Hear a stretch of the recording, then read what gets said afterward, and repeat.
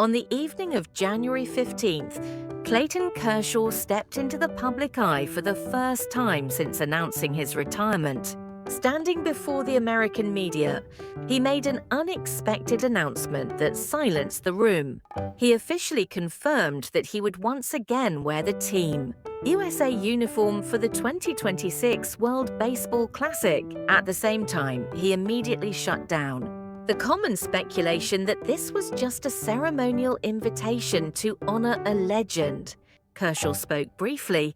He revealed that this decision began with a single, private phone call, just days before the official summons. The person on the other end of the line wasn't the manager.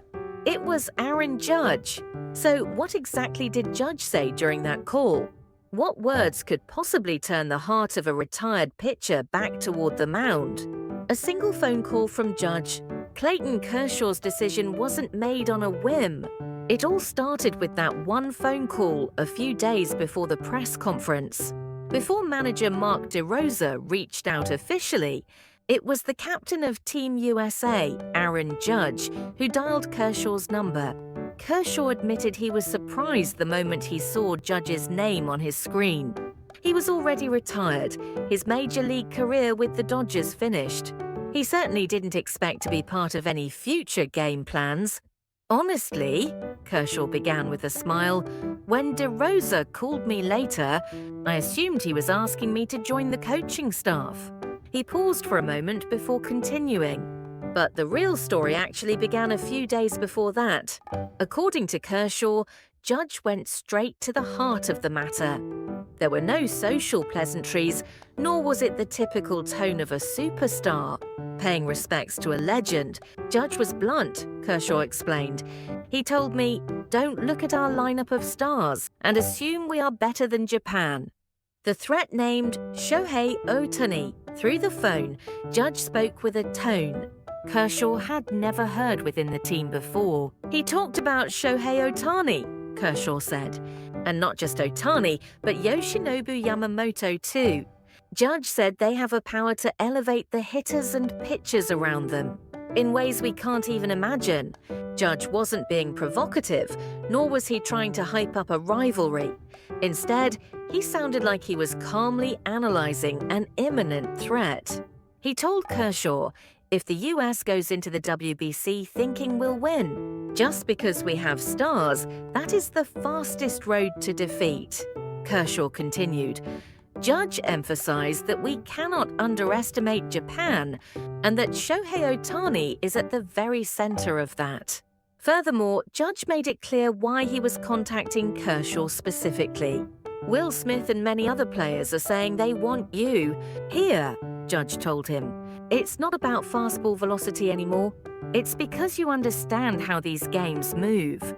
It wasn't flattery, it was a strategic necessity outweighing sentiment. Towards the end of the call, Judge concluded simply. He didn't promise a specific role, innings count, or a spot in the bullpen. There was just one message he repeated. This time we are seriously playing to win.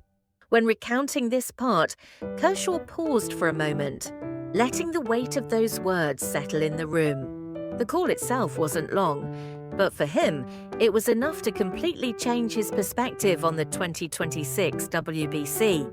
It was no longer a symbolic tournament, but a serious preparation for the greatest challenge Team USA would face.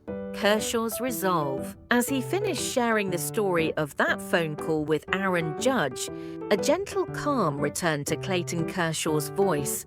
It wasn't just an explanation of events. It sounded like a man who has walked a long career reflecting on his own decision. To be honest, Kershaw said, what made me think the most wasn't just being invited, but how I was invited. He admitted that while the WBC has always been special for many American players, it hadn't always felt like the World Series or the playoffs places, where you truly feel the weight of winning and losing. But that phone call was different, Kershaw noted. I felt that this time everyone is serious. What remained most vivid in his memory wasn't the list of names Judge mentioned, but what was said about Shohei Ohtani. Judge didn't talk about Shohei just as a player to watch out for, Kershaw explained. He spoke of Shohei as a standard, a presence that forces you to change your mindset and the very way you prepare. In that moment, Kershaw layered the words he heard over a lingering void in his own career. He remembered the 2023 WBC, a tournament he had to withdraw from due to insurance issues. Despite being announced on the roster, that was truly a shame, Kershaw said frankly. More than not playing, I regretted missing such a special opportunity. That is why the call from Judge and invitation promising neither role nor glory held a completely different meaning. I felt they weren't asking for the prime me, he said. They are seeking my experience on how to fight these kinds of battles. Kershaw declared he is ready to accept even a small role. The team has plenty of pitchers in top form right now, he said. If my role is to throw just a few innings, or even if I don't pitch at all, I'm fine with that. For him, the meaning of participating now isn't to prove himself, but to complete a team moving toward a shared goal. Finally, Kershaw concluded concisely, I achieved all the glory I could with the Dodgers. But if I can end my career in a tournament that Team USA calls a real battle, I didn't want to miss that again. Ben Verlander's analysis, The Paradox of American Baseball. If Clayton Kershaw's words reflected personal responsibility and resolve, Ben Verlander offers a different perspective, that of an observer watching the shifting tides of the baseball world. On his podcast, Ben Verlander cuts straight to the point. The fact that Aaron Judge personally called Kershaw, that speaks volumes more than any official announcement. According to Ben, this wasn't just a captain recruiting players. It is proof that Team USA is approaching the 2026 WBC with a completely different attitude. This isn't about calling in a legend as a symbol anymore, Ben says. This is preparation to win. Ben paid special attention to the topic Judge chose to discuss with Kershaw. Judge didn't call to say, we are strong. He called to say, we are facing a realistic problem. And the name of that problem is Shohei Ohtani and Japan. Ben points out that in the history of the WBC, Team USA has rarely built its strategy around a specific opponent, but this time is different. All narratives are pointing toward Japan. That is the ultimate proof. Ben Verlander calls this the beautiful paradox of modern baseball. Shohei Ohtani doesn't even need to appear directly in Kershaw or Judge's story. He issues no provocative statements, sends no messages. Yet, his very existence changes the opponent's thinking, shifting everything from team composition to their approach to the tournament. That is true power, Ben says. Even without saying a word, the world moves around you. From this perspective, Judge's phone call and Kershaw's return are two puzzle pieces fitting into a larger picture. On one side, Shohei Ohtani, the center who elevates his entire team just by being there.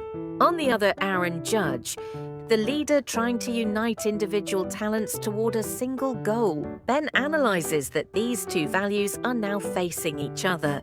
It's not just USA versus Japan. The story is about how America faces the new standard created by Shohei Ohtani. Finally, Ben Verlander concludes with this thought. The 2026 WBC is no longer just an international tournament. It has become a litmus test for American baseball standing in a world where power is no longer guaranteed to be in their hands. And in that context, Kershaw's return is not an act of nostalgia, but a symbolic move showing just how Team USA intends to fight this battle. If you enjoyed this video, please give it a like and subscribe to the channel. I'll see you in the next video.